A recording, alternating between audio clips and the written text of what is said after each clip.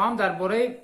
صحبت آخر یک خائن ملت، یک دشمن ملت تاجیک، رئیس تشکیلات سیاسی اکستریمیستی سابق حزب نهضت اسلام که در یک صحبت با یک نهضتی خائن دیگر بیشتر کوشش کرده که یک جانبه صلح را، وحدت را، سازشنامه صلح را به آب بدهد، یک صحبت داشته باشم. و ببینید هموطنان عزیز، اگر امروز من واقعیت را از چشم شما پنهان کردم، فردا روزی میرسد که شما از منبع‌های دیگر حقیقت را در میابید و حتما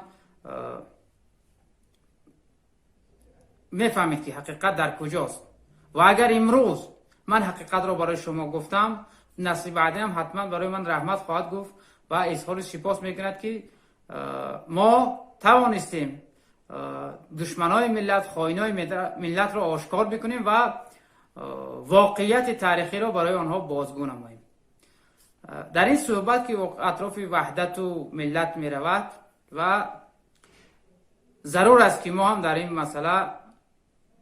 نظر خودش را بیان نماییم و واقعیت را بگیم. پیش از همه واقعیت را برای این ملت بگیم و مخصوصا برای نسل جوان که هموطنان عزیز ما دانند که ما درباره چی صحبت میکنیم.